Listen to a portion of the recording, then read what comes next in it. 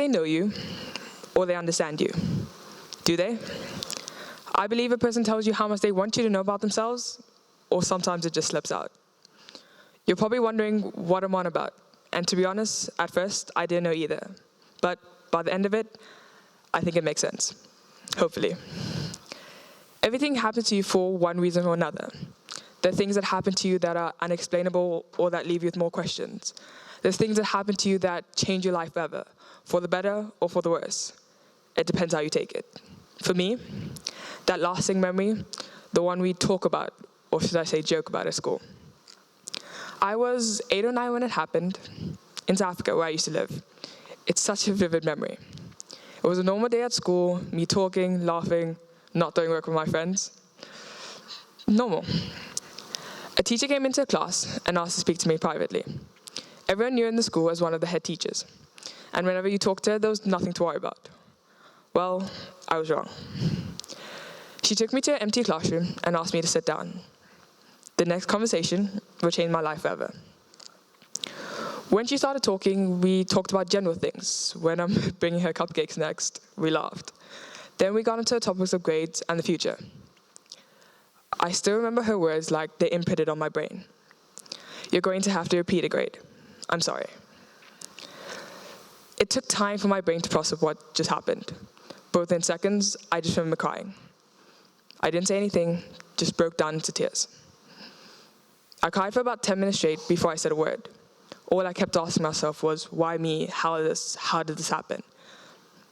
I left that room, and I can honestly say, I wasn't the same person that walked into that room. I went home that day and acted like nothing happened. I didn't say or talk to my parents about it. I couldn't take the look on their faces if I told them I failed a grade. The look of disappointment, I just couldn't take it. However, the school beat me to it. They called my mom and asked how I was taking the news. My parents asked me about it, and I just cried again. It was weird. When I stopped crying and talked to my parents about it, they already knew. The school had already had a conversation with them about how they wanted to deal with the whole situation. The parents they are, amazing ones at that, kept telling me I didn't fail and it's going to help in my future. However, they didn't realize to a kid it wasn't that simple. I failed, I wasn't good enough, and I had to live with it. So my school life went on. Normal, I didn't say anything. I didn't tell them my friends. I couldn't take the look on their faces. I couldn't take the embarrassment. I generally thought that was going to be the worst day of my life, but I was wrong. The worst day of my life was probably the first day of school. I went to school that day and walked past all my friends from the previous year. Didn't say anything, didn't answer any questions. I went back to the same year as year 3 before. I walked into class that day and the teacher said, "Guys, this is Soneni. She's new, let's make her feel welcomed." She thought it would help. It did. It just made me feel more of an outsider. I had been at school longer than half of them, but because I wasn't with them the year before, I was new. It was like starting at a new school, being unknown. I had to find my place, learn the way, find new friends.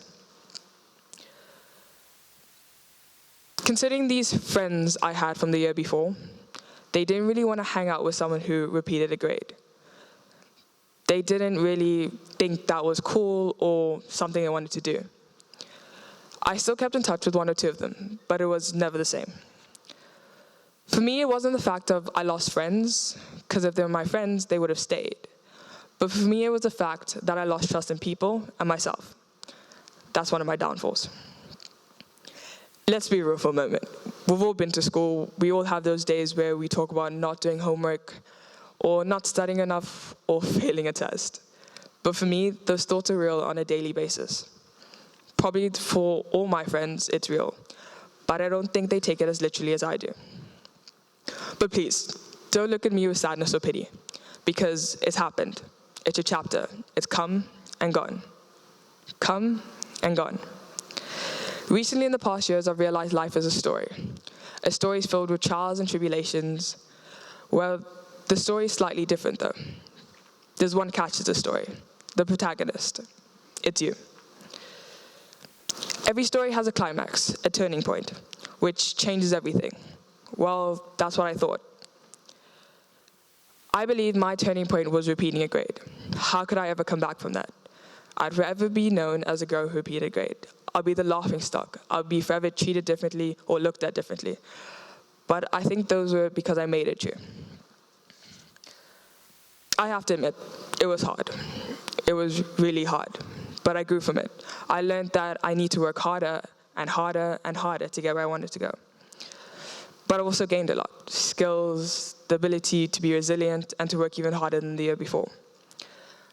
Our stories, all of us, are different. They can be from emotional to actions to lessons we learn. Chapters can be as happy to as sad as you want them to be. They're your chapters. Chapters can be as sad because someone you love died or a movie made you cry. I've had one or two of those. Or it can be as happy as you want them to be because you won a netball match or someone smiled at you in the corridor. I've had those days as well. It's all about perspective. The definition of perspective, a particular attitude towards something, a point of view. I think that's pretty spot on, if I do say so myself. Attitude is such a huge thing in life. The way you look at things, the way you take things in. Going into something with a negative outlook, cliche I know, will lead to a negative outcome. But it's true. Attitude is huge. Don't do what I did. Don't drag into repeating a grade for the longest time. Longer than Harry Potter series ever went on. I kept doing it for what? To keep pushing myself down?